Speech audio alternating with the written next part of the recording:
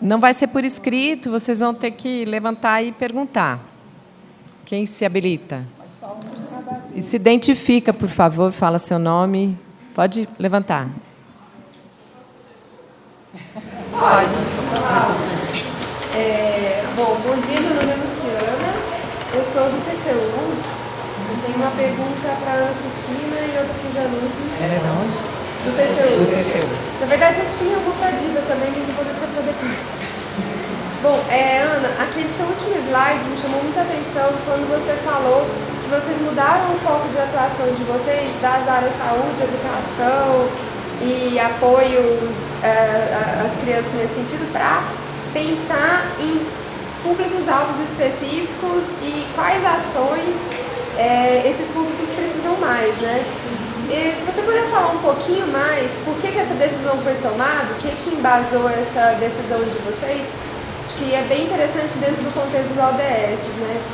E para o Januzzi, ele falou sobre alguns tipos de indicadores que perderam a capacidade de explicar as políticas públicas, né? Eu queria saber se vocês já tiveram esse trabalho de levantar esses indicadores e quais as políticas públicas que estão mais carentes de indicadores que sejam expressivos, que mostrem a real execução dessas políticas e tal. Então, assim, seria nesse sentido. Obrigada.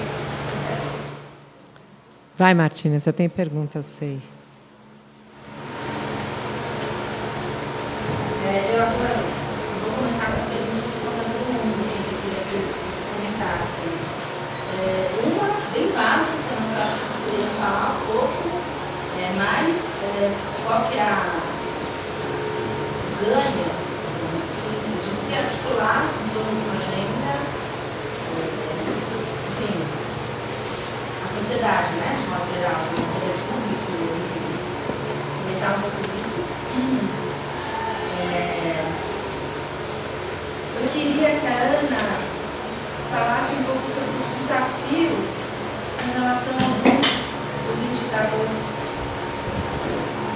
Então, você falou que vocês fazem tanto na plataforma quanto no prêmio.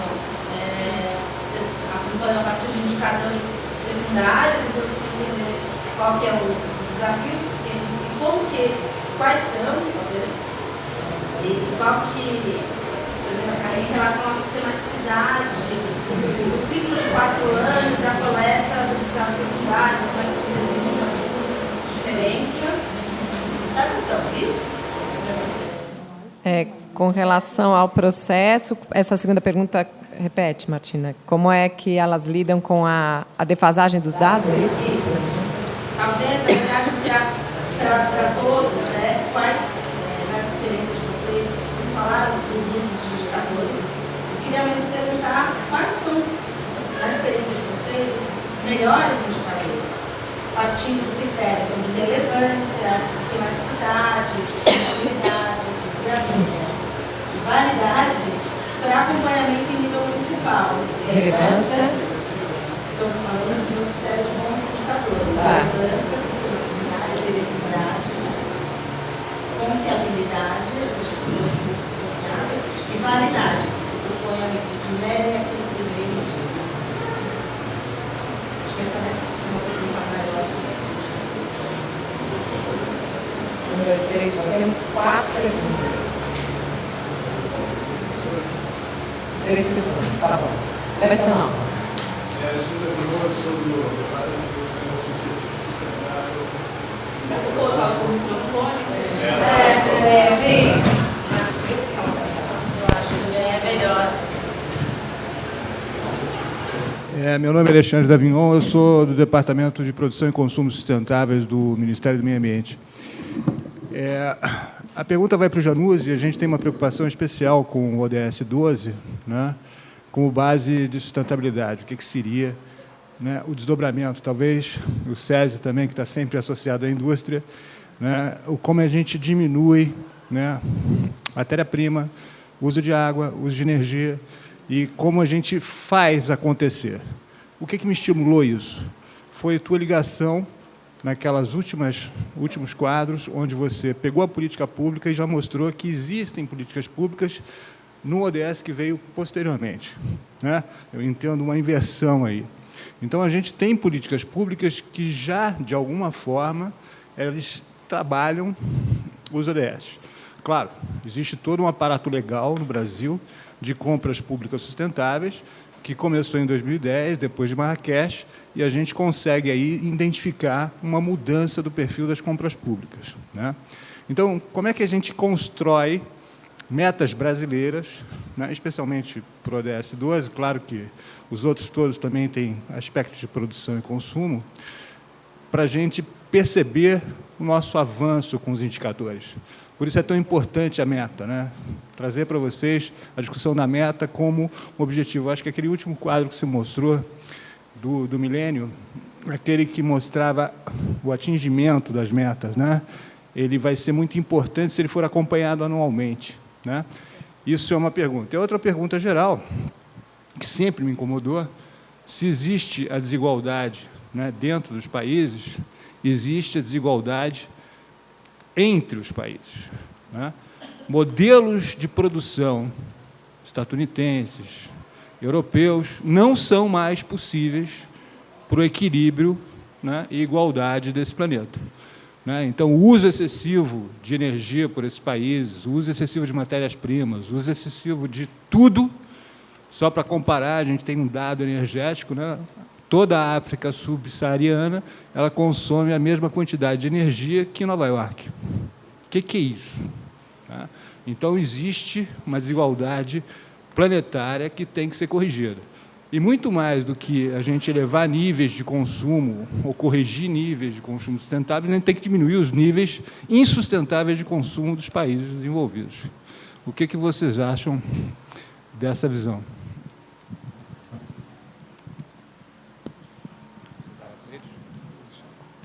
Alexandre. Quer começar? É melhor segurar esse que está passeando. Tá, eu... Deixa eu deixar aqui. Tá. A Luciana perguntou a respeito que indicadores são esses, né? Quer dizer, que indicadores novos precisam ser revisados e, de alguma forma, também eu respondo a essa questão que a Martina colocou. Olha, alguns indicadores, né, típicos, tradicionais, mortalidade infantil, eles, da forma, né, mortalidade infantil geral, né, sem uma identificação de uma causa específica pela mortalidade infantil, ele já deixou de ser um indicador com grande capacidade de discriminação, né? Se você compara, de um modo geral, o Brasil, você ainda vai ver Norte e Nordeste, em alguns estados do Sul, né, as discrepâncias são elevadas. Mas o que eu acho que é importante nessa busca de novos indicadores são aqueles indicadores que, de alguma forma, dialogam com o conjunto de políticas posto ou o conjunto de políticas que não está posto, né? Então, ter, por exemplo, né, um indicador de mortalidade infantil decorrente da inadequação da oferta de saneamento básico, esse, né, é um indicador mais sensível para o estágio de desenvolvimento brasileiro e das políticas públicas que um indicador bruto de mortalidade infantil. Isso só para citar um exemplo. Então, eu acho que a gente já pode complexificar algumas agendas naquela matriz, porque um indicador de mortalidade infantil decorrente de causas hídricas, que é um indicador que o pessoal da área de saúde já trabalha, é talvez um indicador interessante que está naquela matriz, né, de saúde e do ODS de proteção, né, aos meios, né, isso, né, de sustentabilidade ambiental, quer dizer, da água, proteção né, questão de saneamento básico. Então, é nesse sentido, quer dizer, por indicadores que, de alguma forma, eles captem efeitos de um conjunto de políticas, não necessariamente só de uma política pública, mas de um conjunto mais abrangente de efeitos. Eu acho que isso que é o importante, né? Não estou querendo dizer que a gente não tenha que ter indicadores específicos para as políticas setoriais, mas o que eu tenho, né, o que eu tentei trazer aqui nessa discussão pela manhã é que a gente tem que começar a trabalhar com os indicadores que captem efeitos de um conjunto de políticas, né, as sinergias entre as políticas. Isso é o mais importante, porque, na verdade, a gente está discutindo indicadores, mas a outra questão que eu queria trazer para vocês é que a gente tem que, na verdade, começar a aproveitar essa agenda para discutir os pacotes de política. A gente evoluiu muito, né, enfim, do ponto de vista de propostas de políticas públicas setorializadas, mas elas estão muito fragmentadas hoje, algumas delas estão no limite daquilo que é possível, elas precisam ser redesenhadas numa outra perspectiva. Então, aproveitar a agenda ODS, aí, Martina, o que nós ganhamos com isso, com a agenda ODS, tem a ver com isso. Olha, é a possibilidade que a gente tem já de que já existe essa percepção na academia, no próprio setor público, de que a gente está no limite da fragmentação das políticas, né? Por um lado, a fragmentação setorial e também da desarticulação, né, dos níveis federativos. Então, é uma boa oportunidade para a gente repensar o que pode ser redesenhado, o que pode ser juntado, o que pode ser simplificado e o que pode ser apropriado de baixo para cima. Daí porque eu insisto que a gente também tem que aproveitar essa agenda para conhecer melhor o que a gente faz em nível subnacional, né? Eu acho que, assim como a gente tem essa experiência tão exitosa do portal ODM de indicadores, tinha que ter um portal ODS das práticas, né, de ONGs, das políticas municipais, das iniciativas, com diferentes níveis de complexidade. Existem esses portais de práticas exitosas, mas, às vezes, com os objetivos de premiação, que certamente são positivos, mas a gente precisa de um portal que possa responder, daqui a 6 meses, 1 ano, quando o prefeito já tiver assumido, novos prefeitos, talvez 2.500 prefeitos novos que vão assumir pela primeira vez uma prefeitura. Eles vão se colocar a questão: bom, agora que eu consegui resolver meu problema, meus primeiros problemas nos meus primeiros 3, 4 meses, o que eu posso, né? Que experiências existem no Brasil de combate ao trabalho infantil, né? E que, de alguma forma, garanta que, inclusive, aumente e traga esse jovem de volta para a escola, né? E garanta que esse jovem, de alguma forma, vai ter uma inserção profissional mais positiva, né? Ou que experiências existem, né, de inclusão produtiva de trabalhadores e beneficiários do Bolsa Família que podem ser replicadas no meu município, dado o quadro de limitações, né, e de potencialidades econômicas que eu tenho, né? Então, tem toda... Enfim, que municípios são, né, que têm experiências que eu poderia, pelo menos, na internet, ter, para depois, naturalmente, fazer uma visita, conhecer melhor, porque, às vezes, né, as documentações nunca vão atender plenamente, mas pelo telefone, de repente. Então, eu acho que a gente precisa fazer essa gestão de conhecimento, de muita coisa que a gente aprendeu nos municípios. Quais são as áreas mais difíceis de ter indicador municipal?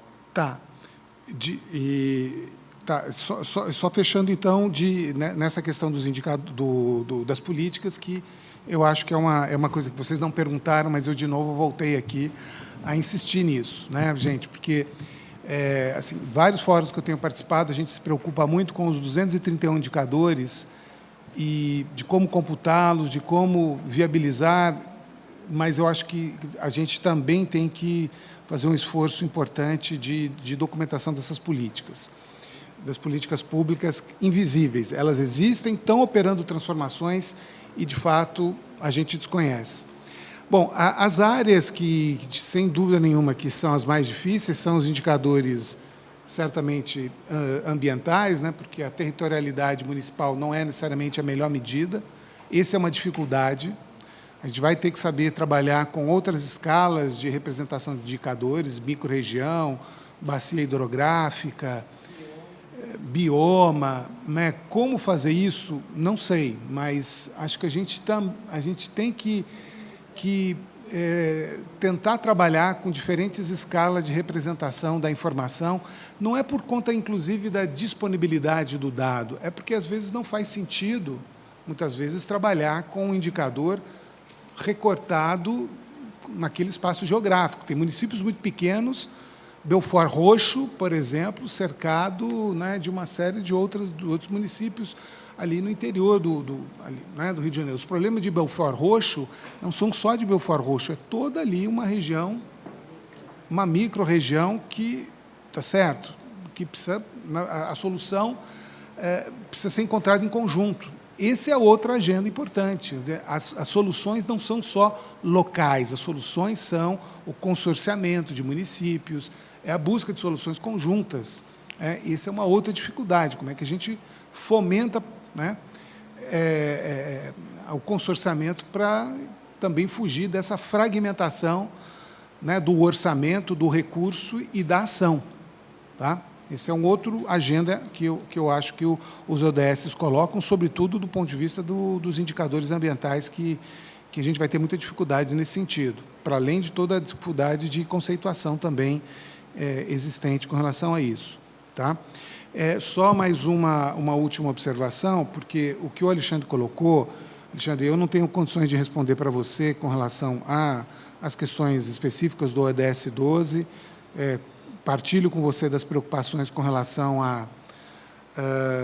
aos padrões de consumo, não é? Por isso que, no âmbito das políticas sociais, alguma coisa a gente possa ver, né? Quer dizer, dentro das compras governamentais, existem princípios que podem ser aplicados, e já têm sido, de alguma forma, aplicados, né? Para reduzir, muitas vezes, impactos ambientais, né, na própria forma como o poder público gasta os seus recursos. Talvez a gente tenha que aprofundar mais essas questões, né? A gente pode repensar como já existe uma iniciativa, né, foi a criação do Bolsa Verde, atrelado com o Bolsa Família. Não estou dizendo que o desenho é o melhor desenho, mas é um desenho que precisa ser aprimorado, né? Então, existem iniciativas que vão nesse caminhar, projetos de inclusão produtiva de populações ribeirinhas, quilombolas, indígenas, precisam ser aprimorados também, não é? Então, existe muito espaço para inovação, inspirado nessa agenda de articulação, né, desenvolvimento social, crescimento e sustentabilidade. Acho que a gente precisa se esforçar muito nesse sentido.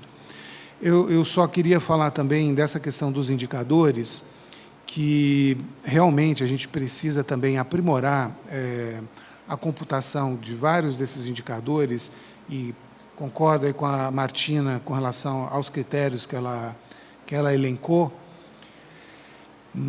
e queria dizer para vocês assim, que acho que existe um espaço aí para, no censo 2020, a gente computar esses indicadores, ainda que a gente só venha computá-los novamente em 2030, ainda que eu nutra esperanças para que, a partir de 20, a gente consiga ter algum tipo de encadeamento, censo, PNAD contínuo, registro administrativo, que permitisse a gente ter indicadores municipais com uma frequência, com alguma frequência ao longo da década, como tem o American Community Survey nos Estados Unidos, que é mais ou menos é uma ideia de um censo contínuo, que para os pequenos municípios você tem pelo menos 3 grandes estimativas no período intercensitário de vários indicadores.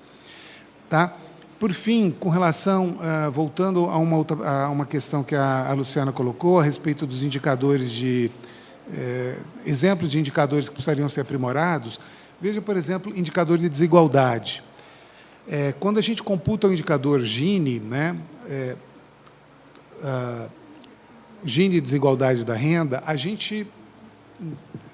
o indicador básico que é computado a partir da PNAD é um indicador que não leva em consideração, entre outros fatores, uma série de bens públicos, principalmente educação, saúde, né, que envolvem um recurso importante de alocação de educação pública e saúde pública, e que a sua expansão ao longo do tempo não foi captada através de um indicador que poderia captar se esses serviços fossem monetarizados e imputados na renda dos indivíduos. Por que eu estou colocando isso, gente? Porque, na verdade, uma parte importante da história, das políticas sociais que a gente veio construindo na Constituição não está devidamente, talvez, reconhecido, tá? Certo? E que pode ter consequências a partir das decisões que a gente vai efetivamente fazer a partir de agora, com a restrição de uma série de programas públicos existentes. Mas, enfim, essa é uma discussão importante, a discussão também... Essa discussão existe no relatório Stiglitz, quando compara França com os Estados Unidos. França, Inglaterra têm serviços de saúde, educação, sobretudo de saúde pública, que os Estados Unidos não têm. E quando você compara, muitas vezes, o próprio PIB dos dois países, parte das diferenças de PIB, ou PIB per capita, ou do gasto social entre os países, tem exatamente a ver com regimes institucionais diferentes em termos de provimento de serviços públicos. Por isso que a agenda ODS também é uma agenda de aprimoramento de muitas dessas medidas comparativas de alocação de recursos públicos na área social. E em todas as áreas, na área ambiental, enfim.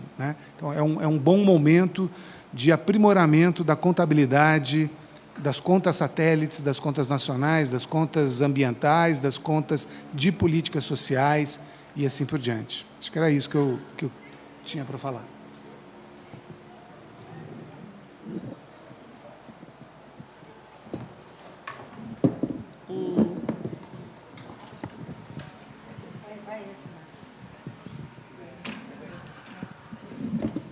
Posso só fazer um comentário? Alexandre, eu tive o desafio de procurar identificar indicadores para esse ODS 12 e fiquei pensando que, se eles existissem, já seria um grande passo para conscientizar a sociedade sobre essas questões. Por exemplo, quando eu ponho meu lixo no tambor lá do andar, eu penso, será que eu estou produzindo pouco ou muito lixo? Ninguém tem essa noção. A plataforma Cidades Sustentáveis já tem algumas propostas de indicadores, mas que eles ainda estão vazios. Então, como seria trabalhar num indicador de produção de resíduo per capita, ou consumo de energia per capita, ou por município, cidades menos ou mais industrializadas? Acho que a gente tem que avançar nisso. Já existe? O que tem a ver com isso? 1 quilo. Não, eu sei, a média existe, mas é preciso, eu acho que é preciso avançar na medida, Eu vou aproveitar que você falou isso e fazer um pequeno comentário também, Alexandre. Eu penso que o desafio é gigantesco, porque, na verdade, a gente está falando de um novo modo de viver, de um novo desenvolvimento, que a gente não sabe qual é. Por isso, no nosso caso, nós buscamos a universidade, porque a gente acha que a juventude aí vai ter que pensar em novas alternativas, porque não é com esse jeito de desenvolver que nós estamos tendo hoje que nós vamos dar conta desse planeta que a gente está falando tanto. Então, eu te diria que nós não sabemos. Lembro de um caso bem bacana, que é até antigo, e vocês devem conhecer, que é a Interface Floor, que, lá na década de 80, o proprietário leu um livro que dizia que os empresários são os destruidores do meio ambiente. E ele ficou arrasado, porque ele não queria ser um destruidor do meio ambiente.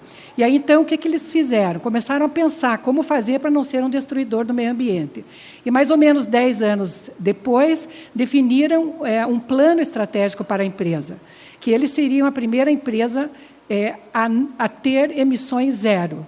E hoje, ele morreu no ano passado, o dono, mas a empresa se multiplicou em vários segmentos, eles fazem carpê, um dos segmentos, mas o último segmento foi dar consultoria às empresas para elas aprenderem a ser sustentáveis, para garantir a perenidade dos negócios nesse novo mundo que a gente está vivendo agora. Então, eu te diria, não sei, esse vai ser o nosso grande desafio. Vamos construir Eu penso aí na juventude que está aí nas universidades e os outros que já têm uma experiência, que podem ajudar a sentar novos tijolos num modelo de desenvolvimento que seja bom, mas que garanta a vida das pessoas, né? Quer responder, Tua? Bom, eu vou começar por outras, vou mudar de tema. Vou começar pela pergunta que foi feita pela Luciana. Luciana perguntou sobre o nosso planejamento, né, no Unicef Brasil e essa mudança de foco para grupos populacionais. E por quê? Né?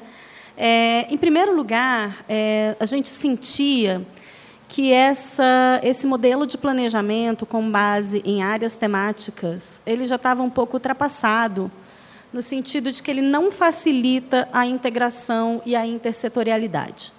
Isso é um tema que a gente é recorrente no nosso trabalho com parceiros, né?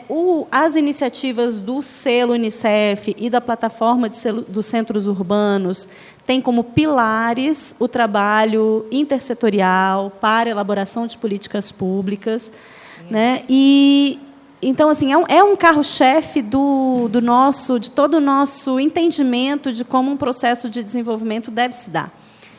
Mas, internamente, a gente esbarrava exatamente no mesmo desafio.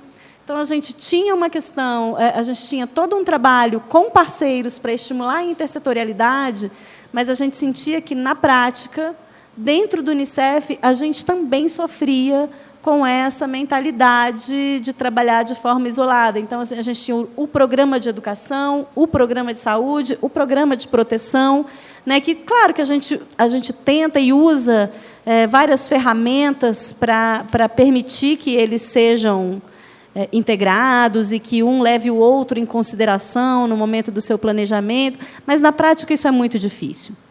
Então, esse novo modelo que nós estaremos adotando a partir do ano que vem foi um modelo muito discutido com parceiros, né, e partiu de duas perguntas básicas. A primeira foi essa: como é que nós podemos melhorar internamente os nossos próprios processos de intersetorialidade e, de fato, começar a pensar ações e políticas que sejam mais amplas e que não foquem apenas em áreas específicas, né? E, em segundo lugar, a pergunta que nós fizemos repetidamente, tanto nesse processo de consulta com os parceiros brasileiros, quanto com nossos parceiros internacionais e também em avaliações formais dos nossos programas, a pergunta sempre foi: qual é o valor agregado do Unicef num país como o Brasil?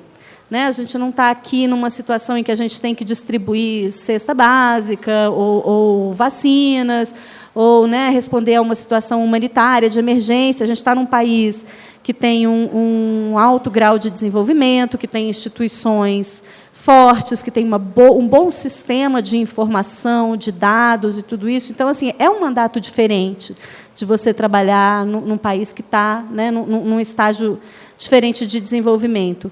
Então, onde é que a gente, de fato, agrega valor trabalhando num país que tem tanta capacidade institucional?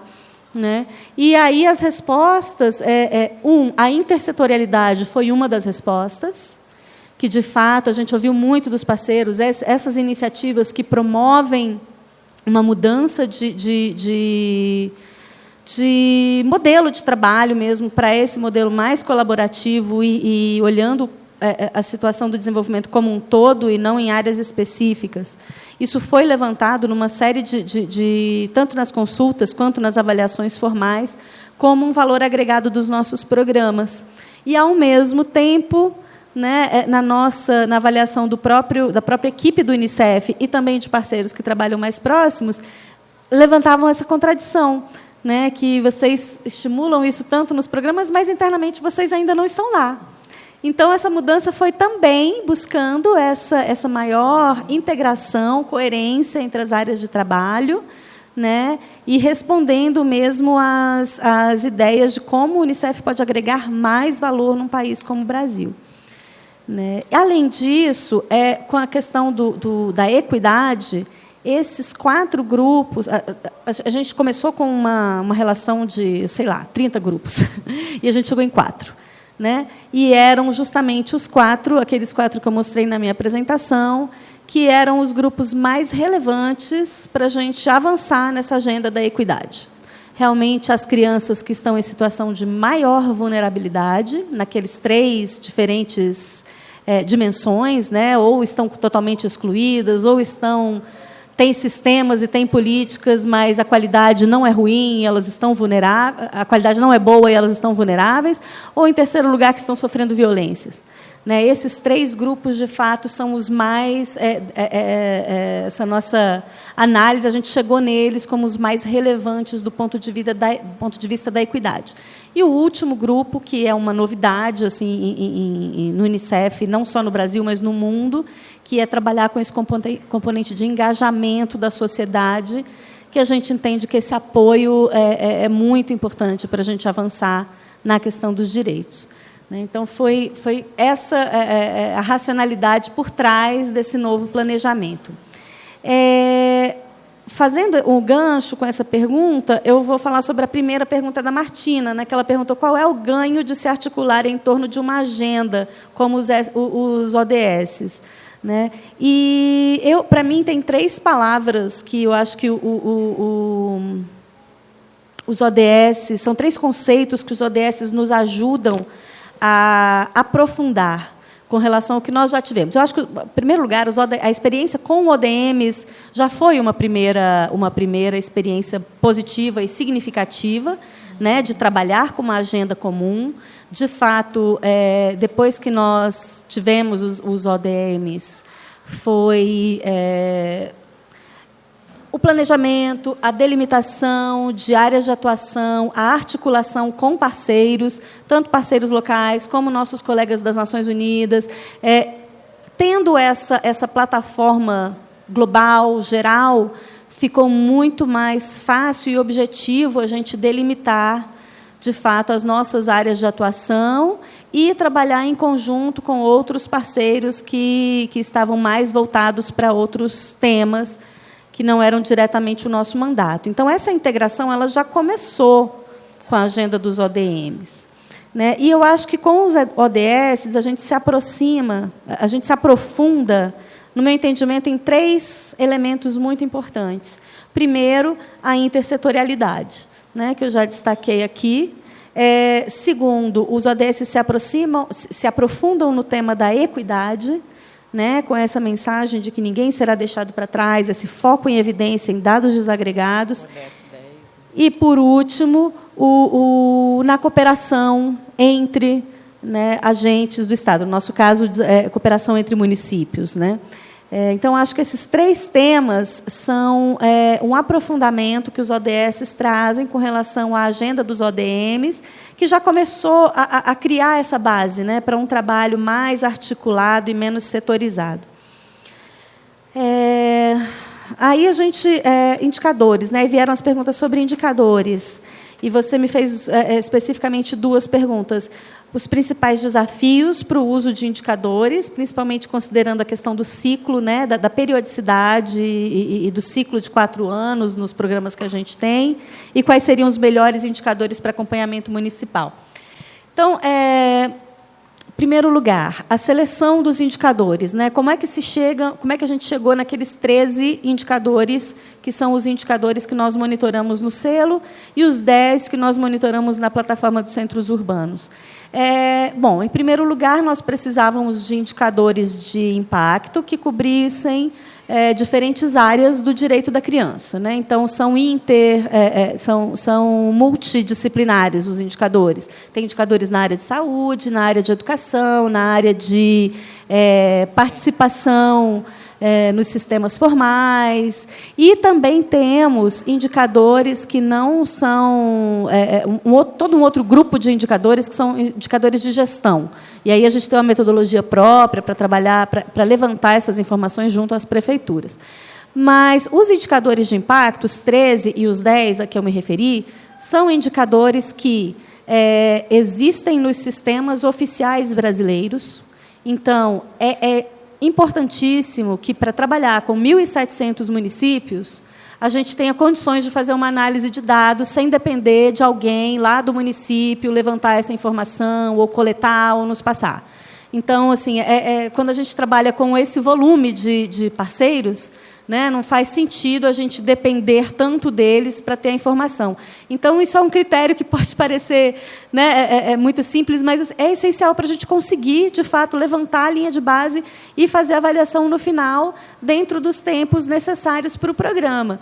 E é isso, tem que ser coisa que a gente consiga consultar facilmente, que sejam de público acesso. Então, esse foi um primeiro...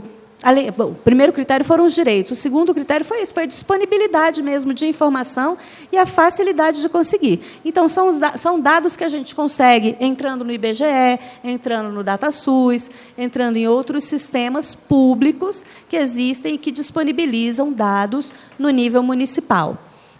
Né? Então, esse foi também um critério. Com relação ao ciclo de 4 anos, de fato, é um desafio. A gente entende, né, a gente reconhece, sabe que o dado ele nunca é um dado em tempo real. Né? Então, se eu vou olhar agora para um dado de saúde, para um dado de educação, eu não estou olhando para o momento de hoje, setembro de 2016. Eu provavelmente estou olhando para 1 ou 2 anos atrás. Né? Então, assim, a gente entende, ou mais, né? Alguém comentou aqui, verdade, ou mais. Né? Então, a gente entende essa limitação, a gente entende que o dado levantado na linha de base não corresponde ao momento daquele prefeito que acabou de entrar no mandato, e isso é uma coisa que é deixada muito clara no início do processo. Esses são os dados disponíveis agora. Né? Isso é o que existe publicamente acessível nesse momento. E daqui a 4 anos, quando nós voltarmos a medir os mesmos indicadores, vai ser a mesma situação. A gente vai estar medindo aquilo que está disponível naquele momento, né? Mas a gente sabendo que tem dados atrasados, que tem essa defasagem. O que a gente observa nesse período, né, entre essas 2 medições, é uma tendência. Né? Obviamente, não é um indicador que vai refletir uma atribuição daquele prefeito, porque a gente está falando de coisas que aconteceram antes do mandato dele e outros resultados que vão acontecer depois, que só vão se revelar depois. Né? Mas a gente consegue enxergar uma tendência, consegue enxergar uma direção, se de fato a gente já percebe uma melhora naqueles indicadores. Então, isso é o que importa, na verdade. Claro, sendo, né, deixado muito claro para os participantes do programa. Isso é um desafio, mas quando é colocado desde o início de forma muito clara enfim, que a gente está olhando não especificamente para aquele mandato, a gente consegue trabalhar dessa forma com bastante tranquilidade. Enfim, eu perdi outra. Eu ia fazer um outro comentário, mas eu perdi. Sim. E a questão é a seguinte também, Martina. Complementando essa análise, está o fato de que a análise nunca pode ser baseada apenas nos números. Então, assim, os indicadores são uma excelente fonte de evidências. É o começo, é o ponto de partida. Mas, mais importante ainda do que a análise dos indicadores é a análise que a gente faz de forma participativa. Por quê? Porque tem tantas crianças fora da escola no seu município. O que é que acontece? Onde essas crianças estão? Quais são os principais fatores? E, em geral, tanto os gestores quanto a comunidade, quando participam do fórum, eles têm respostas que, com os números, a gente jamais conseguiria enxergar. Então, assim, o que eu apresentei do selo foi muito rápido, né? A gente não pôde se aprofundar muito na metodologia, mas o que eu queria colocar é que esse desafio ele também tem esse outro lado. A gente nunca trabalha apenas com uma análise numérica. Tem uma série de outras informações que a gente coleta, que a gente discute, né, algumas outras metodologias também de triangulação dessa informação que a gente põe em prática para a gente ter um desenho mais completo mesmo do que está acontecendo, e não só quantitativo, mas também qualitativo. Né? Então, acho que a gente consegue equilibrar um pouco esse desafio e essa pequena, sei lá, deficiência ou uma questão de temporalidade mesmo dos indicadores, a gente consegue complementar com outras informações de natureza mais qualitativa que nos ajudam a explicar certas mudanças.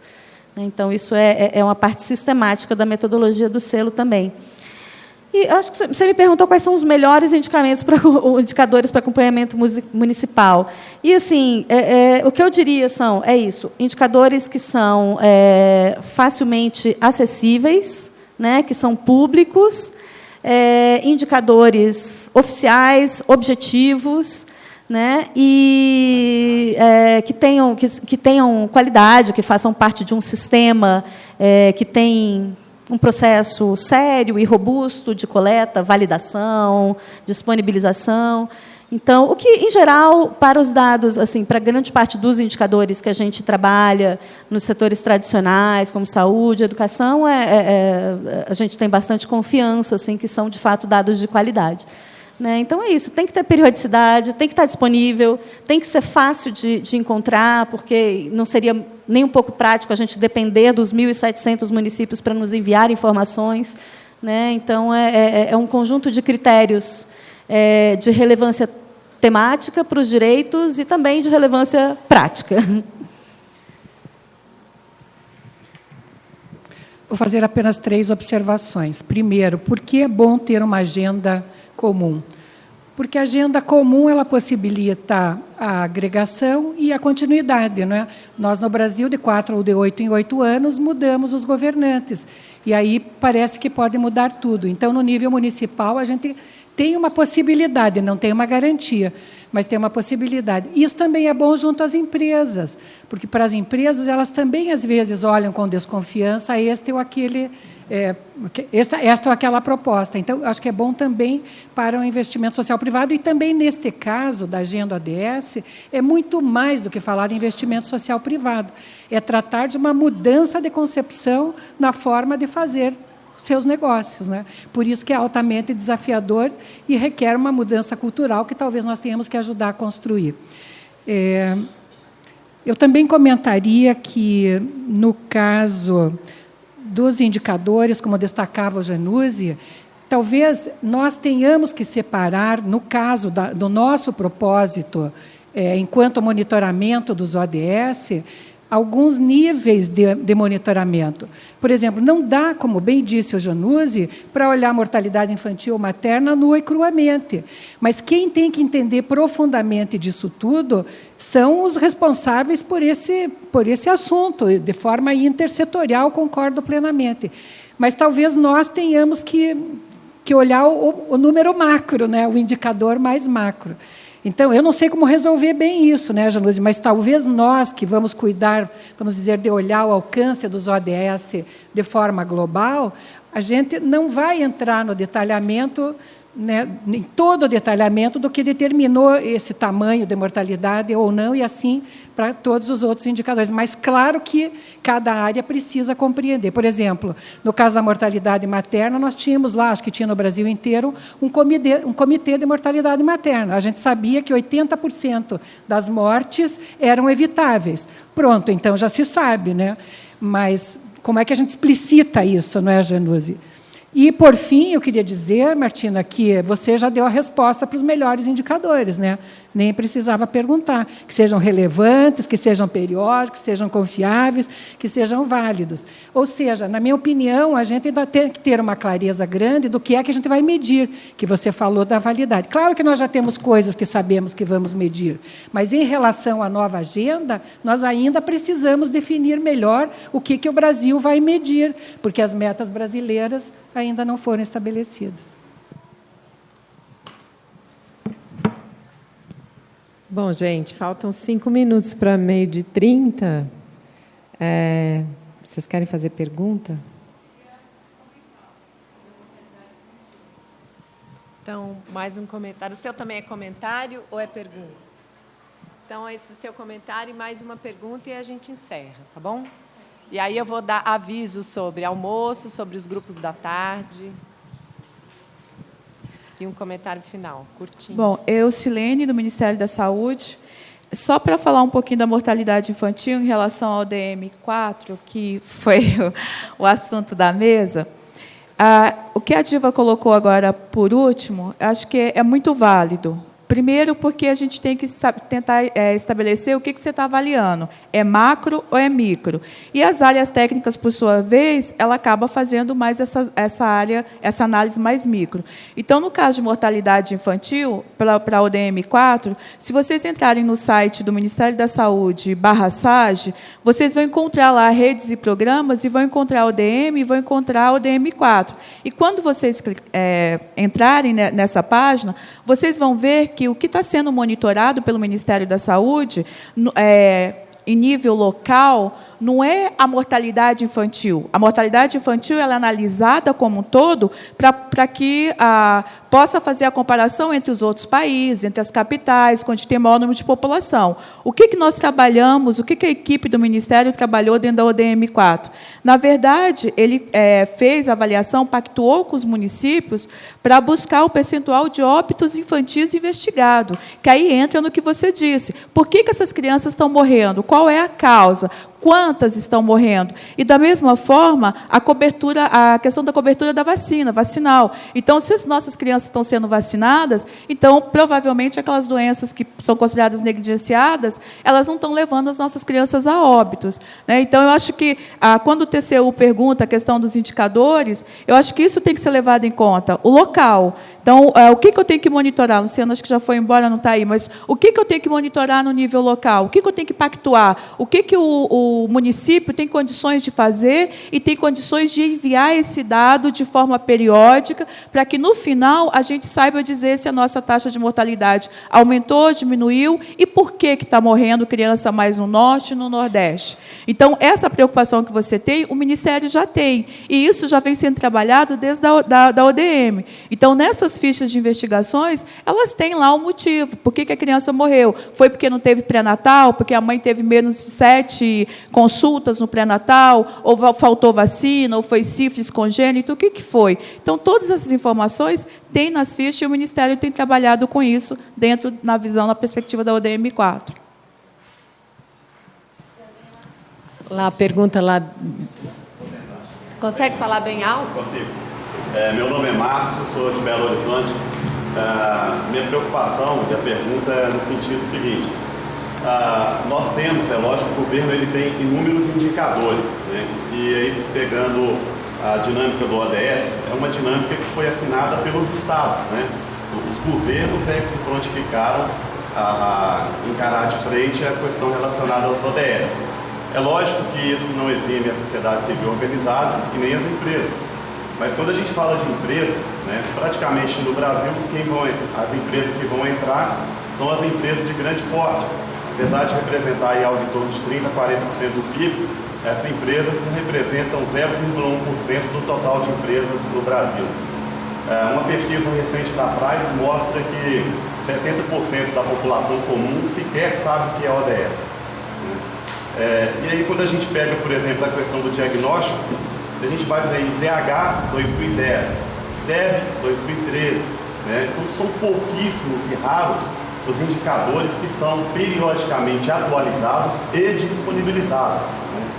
Então, quer dizer, a gente não sabe nem de onde nós estamos partindo. Nós temos metas que já são para 2017, 2020, 2025.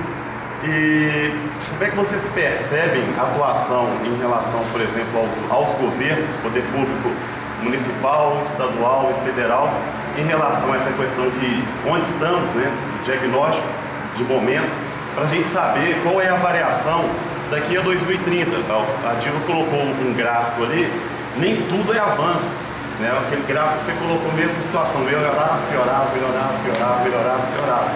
Então, nem tudo a gente está falando muito em avanço para 2030, nem tudo é avanço, né? Então, existem questões como a energia. Se a gente promover um desenvolvimento econômico, vai gerar maior consumo de energia, maior consumo de água, né? Então, sim, essas questões, elas precisam ser, acho que, mais bem tratadas, e aí a preocupação é como o governo está se posicionando para criar uma plataforma para que a sociedade civil, né, e as empresas tenham condição de saber o que priorizar. Porque hoje, por exemplo, o que eu percebo muitas empresas pegando o que eu já faço e o que eu faço onde isso cruza com o ODS. Né? Se a gente pegar na área da criança, nós temos aí inúmeros fundos da infância e adolescência nos municípios e praticamente, assim, caráter de exceção, o fundo da infância que tem um diagnóstico da situação da infância no município para priorizar o recurso, né, destinado aos seus projetos. Então vai tudo muito no oba-oba, né? Vamos um pouco mais do mesmo. Isso esse cenário não vai possibilitar que em 2030 a gente tenha avanços muito aquém do que nós poderíamos ter?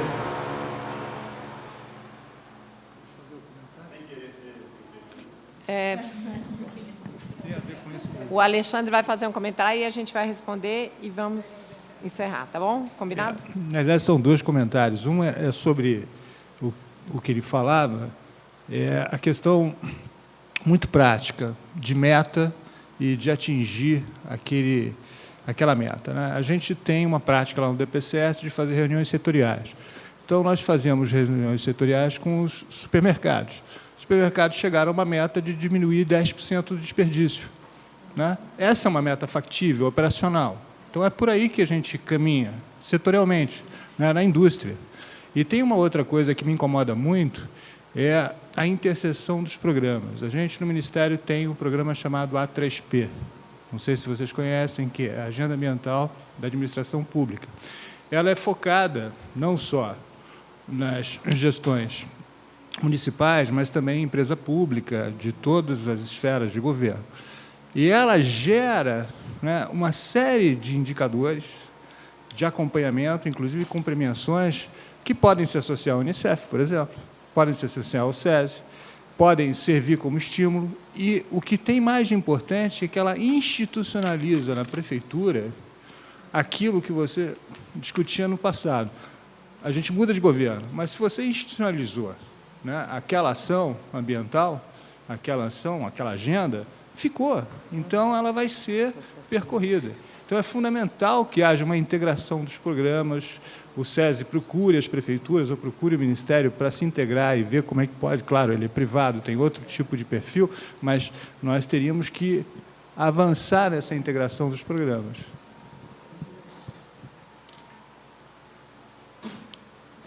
Quem que vai responder a pergunta do Márcio? Eu vou fazer um comentário para deixar um espaço para os... Bom, Márcio, eu queria comentar com você a questão das datas dos indicadores. E só destacar o seguinte, por exemplo, o IDH 2013, recentíssimo, não, Januse? Eu diria atualíssimo. Por quê? Porque você não muda a melhoria significativa de renda, educação, expectativa de vida, de nenhum lugar em 1 ano, 2 anos ou 3. Assim, eu estou espantada com o aumento de 80% do IDEB desse município, porque isso é raríssimo, não é? Então, a gente, às vezes, acha que um indicador de... por exemplo, nós usamos dados do censo, né? Mas tem dados do censo que, ainda que sejam de 10 anos, eles te permitem verificar justamente a tendência e eles não são modificáveis num tempo tão curto. Diferente, por exemplo, da vacinação que ela destacava. Vacinação não tem jeito, é regular, não é? IDEB de 2 em 2 anos. Conclusão das séries escolares, regularíssimo. Mas há coisas que precisam de 10 anos, outras de 2, outras de... e assim sucessivamente. Então, eu olharia, sem desespero, para a data do indicador, do resultado do indicador naquele momento, porque pode ocorrer que seja 2013, mas seja recentíssimo, não há problema, né?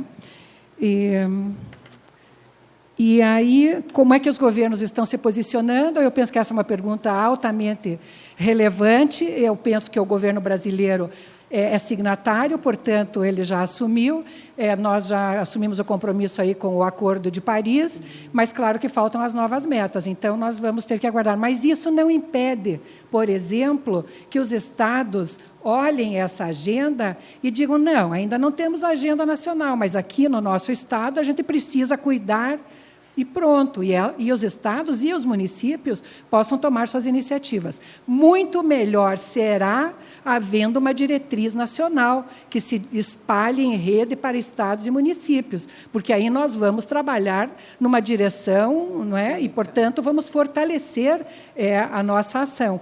Por isso, nós não é um problema da rede, né, Márcia? Nós pleiteamos aí que o governo federal possa nos ajudar nesse processo, que é o governo federal que vai ter que dar, talvez, os passos mais incisivos.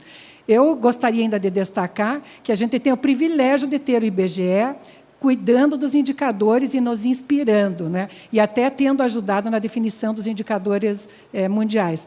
Eu acho que isso é um ultra privilégio nosso e ainda ter aqui o IBGE nos ajudando nesse nosso diálogo e em outros, eu penso que nos ajuda a superar as barreiras que você destacava.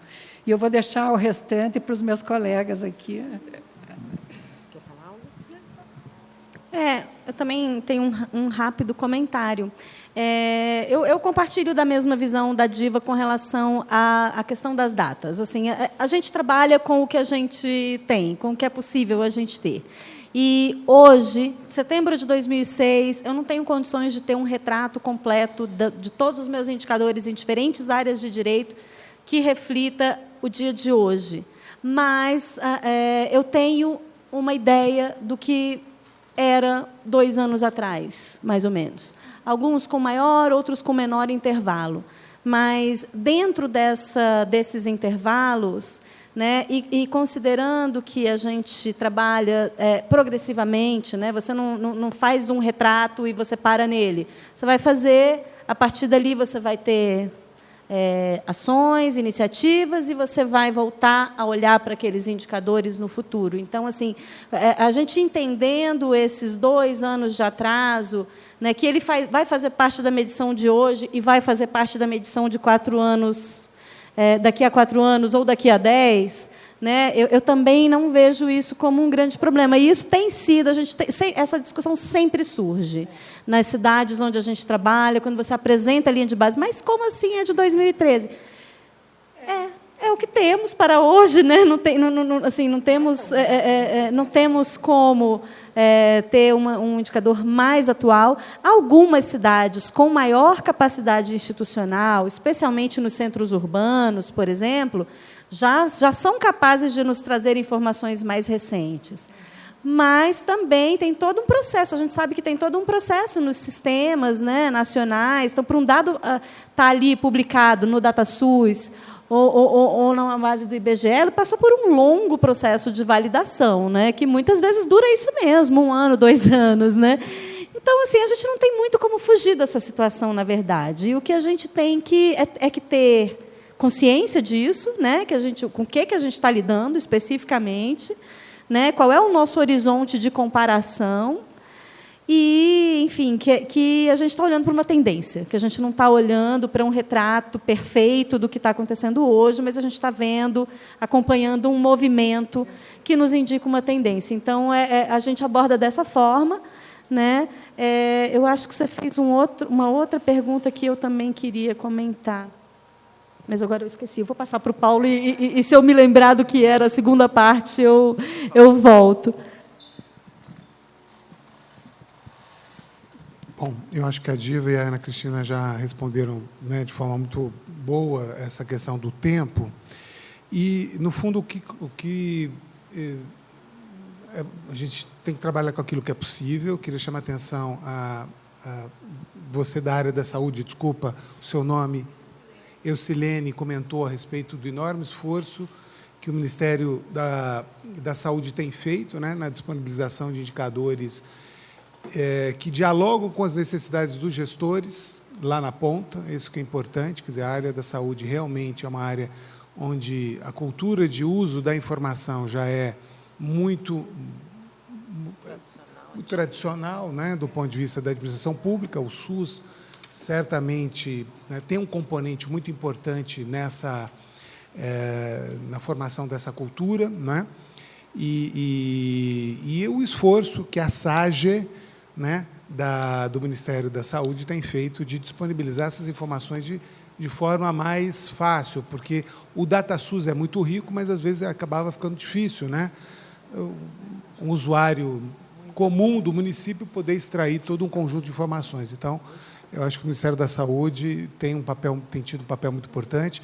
Queria chamar a atenção do INEP também. O INEP tem feito um esforço muito grande de produzir indicadores em nível de escola, em nível vamos dizer assim, de capacidade de gestão da escola, caracterização do corpo docente, do alunado por escola, né, a partir do censo escolar, né, e todo o conjunto de outras pesquisas que eles têm feito. Eu acho que esse é um outro aspecto importante, porque o INEP se especializou muito nas pesquisas de avaliação de desempenho, ficou muito tempo só nessa agenda e, na verdade, nunca desenvolveu o censo escolar, mas nunca produziu tantas informações instrumentais importantes como tem feito agora, mais recentemente. E o MDS também tem feito seu esforço nesse sentido. Eu queria chamar a atenção também que existe, eu acho que uma parte importante de demandas do ODS poderão vir a ser respondidas para alguns grupos a partir do censo 2020, né? Então, acho que tem um tempo para pensar sobre isso, como aprimorar algumas informações que nos ajudem a ter indicadores de meio percurso, tá certo? E depois pensar como é que a gente vai acompanhar isso. Mas eu queria chamar a atenção que existem alguns indicadores que nós já trabalhamos no Brasil, no passado, e que foram importantes, né? A gente talvez tenha deixado de usar, quer dizer, acompanhar o orçamento municipal, alocação de recursos. É pouco? Bom, é uma das possibilidades. A gente pode ver o orçamento que os municípios mandam para o Ministério da Fazenda, ele tem uma discriminação muito menor do que aqueles que eles mandam para o Tribunal de Contas dos estados. Tá certo? Então, analisar o orçamento municipal daquilo que eles informam o Tribunal de Contas dos estados pode dar uma luz sobre a importância relativa de determinadas agendas municipais, da coleta seletiva enfim, a criança, infância. Não é simples, mas é uma possibilidade, né? E isso é uma agenda importante. A outra agenda é a agenda de acompanhamento. Isso depende também dos ministérios disponibilizarem quais são os municípios que aderiram a determinadas agendas, a agenda 3P que você comentou, existem outras agendas, né? Enfim, da agricultura familiar, enfim, da compra de produtos orgânicos, né? É possível também ter indicadores institucionais produzidos com uma certa regularidade, pelo menos uma vez ao ano, em que a gente possa estar vendo se as agendas estão se institucionalizando mais rapidamente ou não. Tá?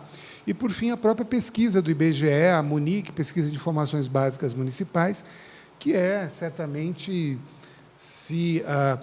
um agente institucional do peso da Confederação Nacional dos Municípios, naturalmente com recursos, que aporte para o IBGE no levantamento de módulos do ODS, não os 17 de uma vez, mas ter uma ideia de levantar esses ODS ao longo do tempo, você vai ter um retrato de como ou quais são as práticas municipais que estão sendo desenvolvidas numa determinada área. Tá? Sem contar uma atividade que pode vir a ser desenvolvida pela rede e outros parceiros, que é, no fundo, acompanhar como os prefeitos e governadores, enfim, são sensíveis a essa agenda, né? Pensando uma escala de percepção, enfim, que eu acho que é outra coisa importante. Vai ter essa reunião no final do ano que você estava comentando, ou você, acho que você, de novos gestores, o Santiago, uma pesquisa que fizesse de, né? Final de outubro. As meninas da CEA, isso, de uma escala de percepção de qual é o nível de conhecimento e se conhece, como eles valorizam determinados pontos da agenda, né? Acho que pode ser uma coisa importante a ser acompanhada ao longo do tempo, depois por pesquisa por telefone, alguma coisa até para dar elementos do que precisa ser estimulado, né? Como o advocacy de política. Tá? Acho que era isso que eu queria colocar. Ana, lembrou? Eu me lembrei da pergunta que eu queria responder, do colega lá também a respeito dos diagnósticos, né? E você levantou o ponto, olha, a maioria dos municípios está implementando o fundo sem ter diagnóstico da situação da infância, né? E achei muito interessante, porque assim, faz um contraponto com o trabalho que eu estava apresentando aqui, né, nos 1.700 municípios que a gente trabalha, que começa exatamente com um diagnóstico, né? E uma das coisas que a gente vem conversando dentro do Unicef e com alguns parceiros a cada 4 anos, quando a gente fecha um ciclo, né, do selo Unicef, da plataforma dos centros urbanos, a gente já começa a pensar no próximo ciclo, né? E o que a gente precisa melhorar para o próximo ciclo. E uma das questões que surgem, 2 questões relevantes nessa discussão que eu acho que de uma certa forma, dialogam com a sua pergunta. Primeiro, como você trabalha numa perspectiva de aprimorar ainda mais o foco de equidade do selo, considerando que, hoje, por exemplo, a gente começou a iniciativa com 1.700 municípios, mas, ao longo do processo, eles precisam cumprir uma série de etapas para continuarem, para cumprir o ciclo inteiro. O ciclo está chegando ao fim, agora, no final desse ano, e dos 1.700 que começaram, hoje nós temos por volta de 1.300 e alguma coisa que ainda estão no processo e que cumpriram todas as etapas. Ou seja, ao longo de 4 anos, a gente teve uma perda aí de, no mínimo, 400 municípios. E quem são os 400 municípios? Em geral, são os menores, são os municípios que mais precisam do apoio, são os que desistem primeiro, porque eles não têm o recurso, a capacidade, o pessoal suficiente, as condições institucionais para cumprir cada etapa do processo do selo, que, ao longo de 4 anos, a gente tenta simplificar ao máximo, mas existe uma série de passos que têm que ser cumpridos até o final do programa. Então, um dos pontos da nossa discussão é esse: como é que você trabalha? Quem está saindo é justamente quem deveria estar ficando. Então, o que é que nós podemos fazer, inclusive em parceria com municípios que já têm uma tradição, que já venceram o selo, tem municípios que já venceram repetidas vezes. Então, como é que a gente pode apoiar esses municípios menores que não têm essa capacidade de sobreviver aos 4 anos de implementação? Então, isso é um ponto. E o segundo ponto também das nossas discussões é como é que a gente pode pensar em produzir para os próximos ciclos, para as próximas edições, um material que seja autoexplicativo e autoaplicável, caso o município se interesse. Então, eu não sou do semiárido, eu não faço parte do selo Unicef, mas, olha, tem essa página aqui do selo Unicef que me ensina a fazer o diagnóstico, levantar a linha de base, me dá a metodologia para fazer um fórum municipal, para montar um plano de trabalho. Então, o que a gente pode fazer para deixar disponível também para outros municípios que não façam parte do programa, para usar como ferramenta para a tomada de decisão? Então, a gente espera, dessa forma, também contribuir para que melhore essa cultura de diagnóstico, de uso da evidência, né, de levantamento das informações para fundamentar a tomada de decisão. Então, acabou, né? E Eva? Era comentário do diagnóstico? Tá bom, 1 minuto. Desculpas, meu nome é Eva, do PNUD. É só colocar um ponto mesmo acima do que você falou. Você mencionou o setor privado. Todo esse diálogo aqui, a gente está falando da sociedade civil, da gestão pública, né? A Agenda 2030 não será mais implementada apenas por esses 2 grupos das pessoas, também do setor privado. E por que eu regi desse jeito, vim correndo aqui?